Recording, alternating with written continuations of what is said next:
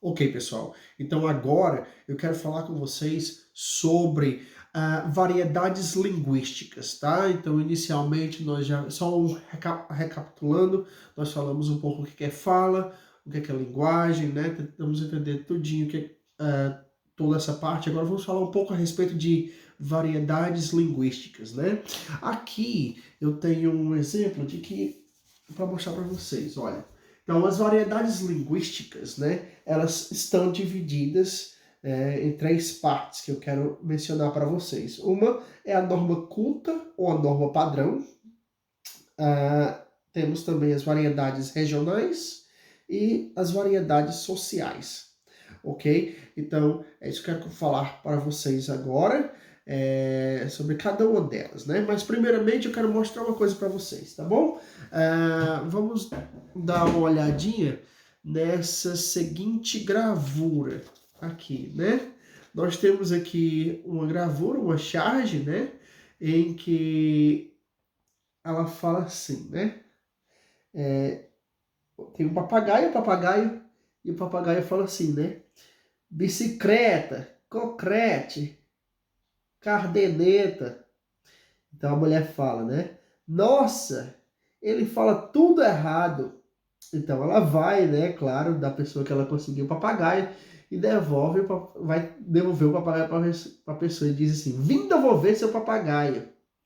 E aí o homem responde, né? Algum problema? Então, aqui nós vemos um exemplo, né, que todos nós, como falantes da língua portuguesa, já tivemos passado por situações, né, em que a língua ela é usada assim. Nós conhecemos pessoas que utilizavam a língua completamente diferente do que a forma que nós utilizamos, né? É, Claro, é preciso entender, né, que as pessoas elas vão utilizar a língua de forma diferente, elas vão se comunicar de forma diferente. Isso está relacionado com convivência, óbvio, né? Então essa diferença, às vezes, da forma que as pessoas falam, elas podem manifestar-se, né, através do vocabulário que está sendo utilizado pela pessoa, ela pode ser utilizada na pronúncia das palavras, né, ou na estrutura, né, em si, das frases, né, e das palavras também, né. Então, vejam que a variação linguística, né, ela é natural e ela decorre do fato de que as línguas são sistemas dinâmicos, né, e extremamente sensíveis a fatores como região geográfica, sexo, né, a idade, a classe social do falante e, claro, o grau de formalidade utilizado no contexto, né? No contexto que a pessoa vive, ou em todas as situações. Então, é interessante agora que nós entendamos, vamos construir um conceito, então, de variedade linguística, né? Então, aqui, nos meus dados, o que eu tenho para vocês é que variedade linguística é cada um dos sistemas em que a língua se diversifica em função das possibilidades de variação de seus elementos. Vocabulário, pronúncia, morfologia e sintaxe, né? Então vejam bem, as normas, outro conceito agora que é importante que vocês tomem notas, né? Agora eu falei um pouco sobre a variedade linguística. E a norma culta ou padrão. O que é a norma culta? O que é a norma padrão, né? Ela é a denominação dada a variedade linguística dos membros da classe social de maior prestígio dentro de uma comunidade, né? Uma coisa muito interessante, gente, é que embora essa variação ela seja natural, né? Os falantes de uma comunidade linguística em geral, às vezes eles têm uma determinada expectativa, né, de que as pessoas elas falem da mesma maneira que elas, né? Então, essas expectativas socialmente definidas, né, e difundidas pressupõem uma forma correta do uso da língua, o que implica na existência de formas erradas. E é este o tópico que eu preciso chamar a atenção de vocês, que nós precisamos tomar cuidado para que não caiamos nesse chamado, então, de preconceito linguístico, né? Então, vejam bem, o preconceito linguístico ele é um julgamento, né? Ele é uma coisa que não é boa, ele é negativo, e que é feito dos falantes em função da variedade linguística que as pessoas que utilizam, né? Então, eu, por exemplo, eu posso ter uma formação um pouco mais culta, e pelo fato de eu ter uma formação culta, não estou falando eu, no caso, não estou falando de modo geral, só estou dando um exemplo.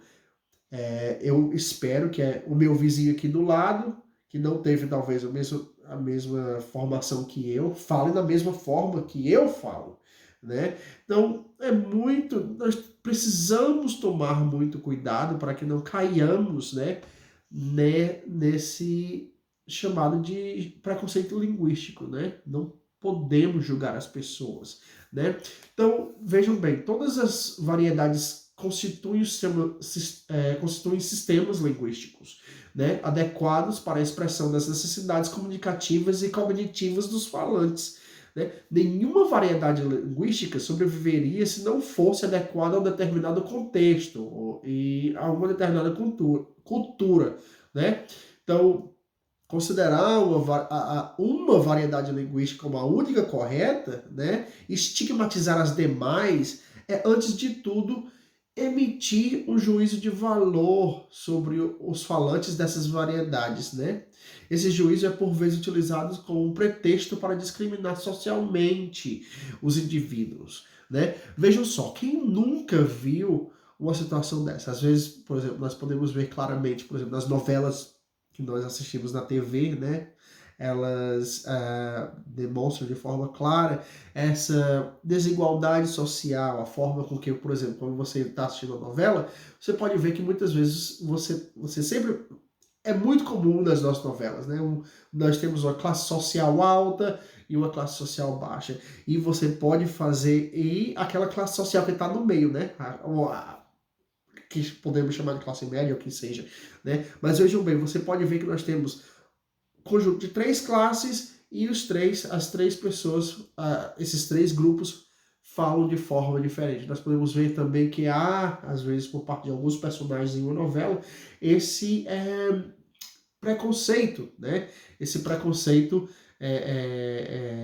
linguístico, né? Como acabamos de ver há pouco tempo, né?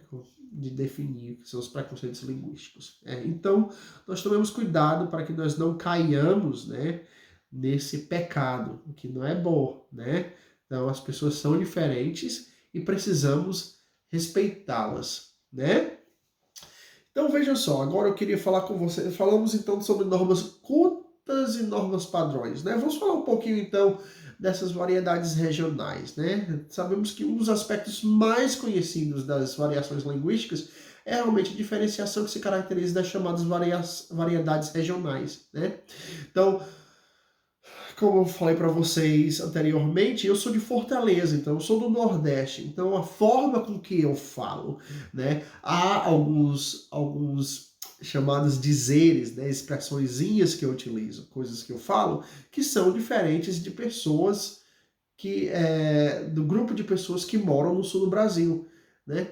Então nós temos essa variação linguística por conta do regionalismo, né? Então às vezes o Nordeste tem uma língua, tem um grupo de língua, de linguagem, de expressões ou de gírias, sei lá, que são características do Nordeste e que no sul do Brasil não é exatamente a mesma coisa, entendeu? Então é aí que tá, é aí que nós temos que tomar cuidado, né, que existe, né, essa variação linguística. Então, vejam bem, né, é interessante observar que os falantes percebem, né, algumas diferenças de vocabulário, de pronúncia, né? Tá aí outro exemplo também, a forma com que eu pronuncio certas palavras não é da mesma forma que as pessoas na região sul pronunciam as palavras, né? Então, e é legal, porque às vezes até mesmo o conhecimento a gente tem o fato de conhecer como outra pessoa fala, a gente pode fazer a chamar, assim, há sempre, né, uma piada saudável, né? Por exemplo, particularmente sempre tive a oportunidade de estar entre outras pessoas que são de outras regiões do Brasil, né? Algumas vezes, de forma carinhosa, eu fui chamado de cearense. E aí, cearense? E aí, fortalezense? E aí, ceariba? Qualquer coisa. E aí, nordestino? Ok? Mas, uma forma carinhosa. Porque eu utilizo minha linguagem, né, regional e, enfim, de onde sejam essas outras pessoas, né, sejam do sul, do sudeste, do norte, utilizam sua mesma linguagem regional e no final das contas nós nos entendemos, embora falemos de forma diferente, embora pronunciemos as palavras de forma diferente, mas enfim, tem uma harmonia, né? E eu tenho aqui uma tirinha, uma chargezinha, mais uma charge que eu quero mostrar para vocês, tá bom? E aqui, essa charge, deixa eu ver se eu consigo mostrar, tá aqui na tela para todo mundo. Ela fala assim, Chica, esse seu dicionário português mineirês tem uma seção de frases úteis. Claro, ela dá dicas de como se informar sobre pontos turísticos, por exemplo. Suponha que você quer saber onde pegar a condução mais próxima. Aí ela responde: basta dizer, Nossa Senhora, o contou, o que é o ponto de ônibus? Mais pertinho, ok? Eu, particularmente, não sou muito bom de sotaque, né? Mas pelo menos eu acho que vocês vão ter mais ou menos assim, a forma que os mineiros falam, né? Mas eu vejo que nessa tira, né? É, ela mostra, né? Como é que é a fala do mineiro. É claro que vocês já devem saber ou conhecer, né? Muitas pessoas fazem um pouco de piada saudável, né? A respeito de que é como se fosse uma forma de mostrando, por exemplo, nessa tira, né? As pessoas fazem uma determinada piada sobre que é a forma com que as pessoas falam na região de Minas Gerais, eles têm o hábito de comer, né, as sílabas finais das palavras, né? Não sei se vocês já observaram isso, né? Para meus amigos mineiros aí, um abraço, né? Mas é assim que eles são. Enquanto que algumas pessoas dizem que o nordestino fala mais lento, fala mais suave, né? Parece que está sempre paz e amor, né? Mas e assim vai, é assim que torna o Brasil, né? Um lugar de belíssimo, né? É um lugar rico em que a língua portuguesa ela é utilizada de forma belíssima, né? Então cada região do Brasil tem suas características, tem sua forma de expressão, que é lindo, né? E agora, eu queria só mostrar para vocês, então, ou falar com vocês a respeito das variedades sociais, né? E essas variedades sociais, elas costumam apresentar diferenças significativas em termos fonológicos, né? Então, vejam só, né? Por exemplo, vocês viram na charge anterior que o papagaiozinho falando de forma errada, problema, né? Ou há pessoas, vocês sabem que há pessoas que falam bicicleta. E bicicleta, na verdade, bicicleta, como nós conhecemos. Ou melhor, para melhor, né? E esse tipo de coisa, né? Aqui eu estou falando de termos fonológicos. Por exemplo, em termos morfossintáticos, nós temos, as pessoas às vezes têm o hábito, a tendência de dizer agente fumo, como forma informal, né? Ou errado de se falar. Mas todos nós entendemos o que é agente fumo, né? Enquanto que o correto é dizer nós fomos. Ou, isso sempre acontece no plural, né? Por exemplo, as laranjas, as maçãs. Enquanto que o correto seria dizer as maçãs, as laranjas, né? Então, são essas na verdade, as diferenças linguísticas que costumam entrar em conflito com a norma culta, né? Tanto na fala quanto na escrita. Então, é algo importante, é importante que nós tomemos cuidado, né? Outra coisa também que nós precisamos, eu já falei, já mostrei para vocês, né, que no começo da nossa aula, falando um pouco dessas variedades, né, que podemos chamar até mesmo de variedades estilísticas, né, em que são, precisamos entender direitinho quando podemos utilizar uma linguagem verbal, ou quando nós podemos utilizar uma linguagem, aliás, uma linguagem formal, desculpe, uma linguagem não formal, né? Então precisamos tomar cuidado onde nós estamos para que nós utilizamos a linguagem adequada. Então, essas variedades estilísticas, elas estão voltadas a isso, a linguagem coloquial e a linguagem, né, formal, né?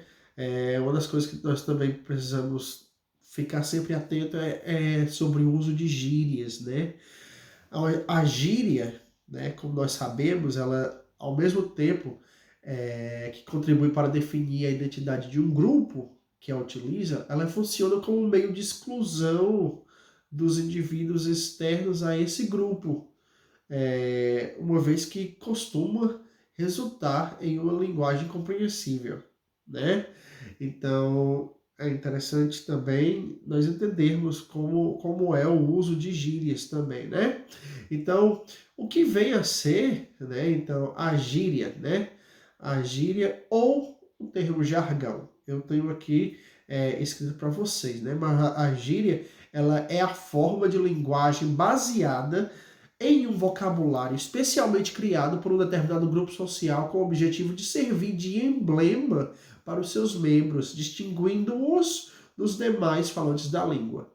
Então, a gíria costuma designar o jargão utilizado por grupos de jovens, skatistas, ou surfistas, ou clubbers, né? Clubbers, como é assim, uma palavra que é utilizada no inglês, né? Clubbers.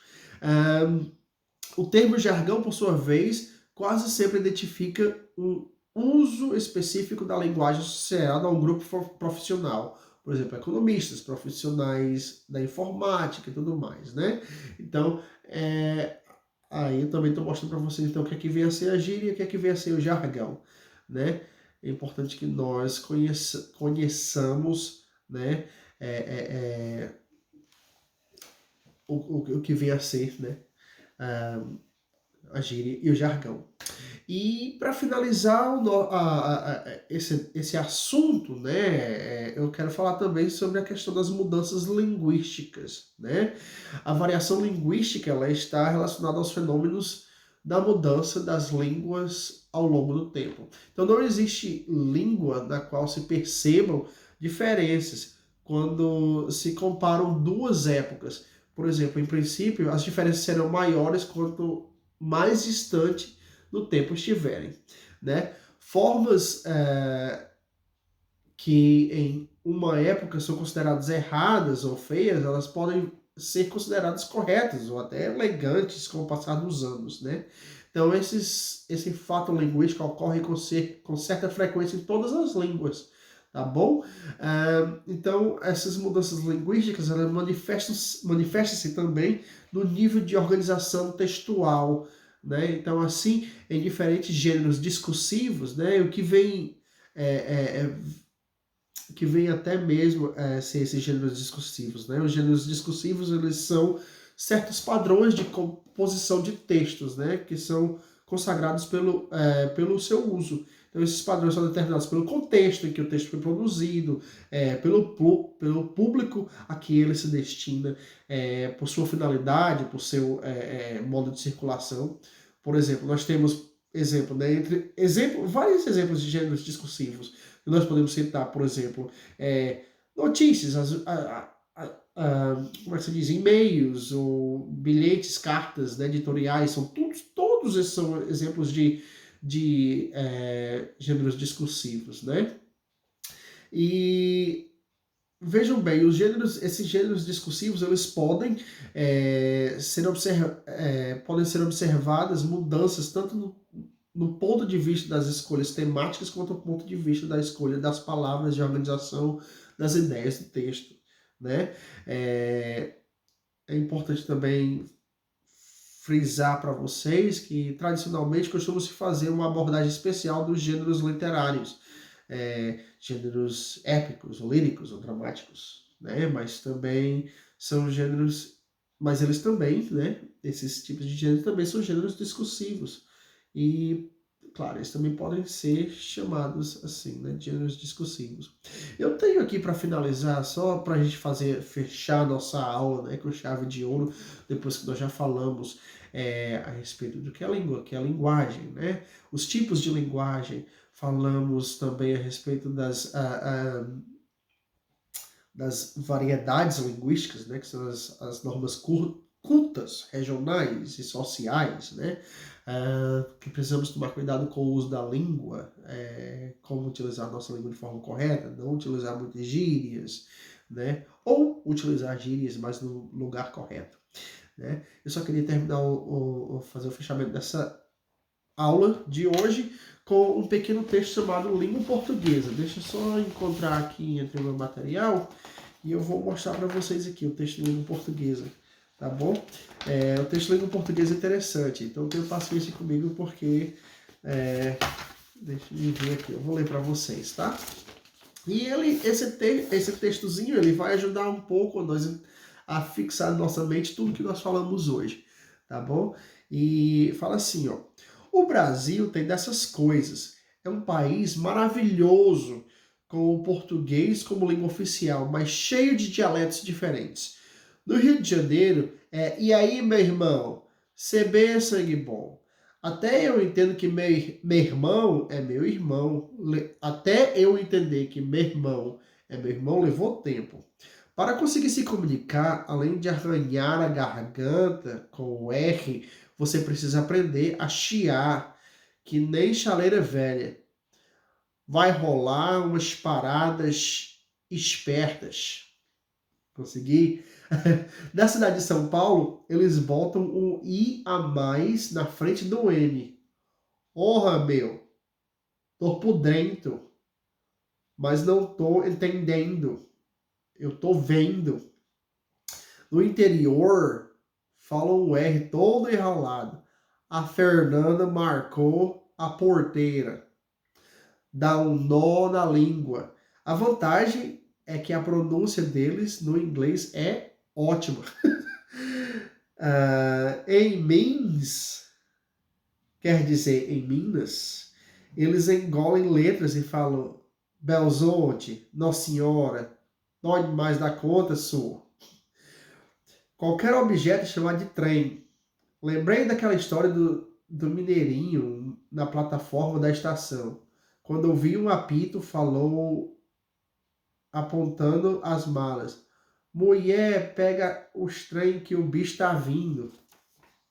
No Nordeste é tudo meu rei, bichinho, oxente. Pai é painho, mãe é maninha e vó é voinha. E para você conseguir falar com o acento típico da região, é só cantar a primeira sílaba de qualquer palavra numa nota mais aguda que as seguintes. As frases são sempre em escala descendente, ao contrário do sotaque gaúcho. Mas o lugar mais interessante de todos é Florianópolis, um paraíso sobre a terra, abençoado por Nossa Senhora do Desterro. Os nativos tradicionais, conhecidos como manezinhos da ilha, têm o linguajar mais simpático de nossa língua brasileira. Concordo. Chamam lagartixa de crocodilo de parede, helicóptero é avião de rosca, carne moída é boi ralado. Se você quiser um pastel de carne, você precisa pedir um envelope de boi ralado. Telefone público, o popular orelhão é conhecido como poste de prosa e a ficha de telefone é pastilha de prosa. Ovo eles chamam de semente de galinha e motal é lugar de instantinho. Então você veja, né?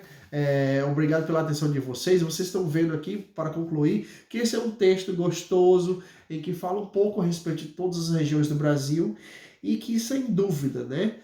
A nossa língua portuguesa é linda e será muito interessante durante este ano podermos entender melhor como a nossa língua funciona.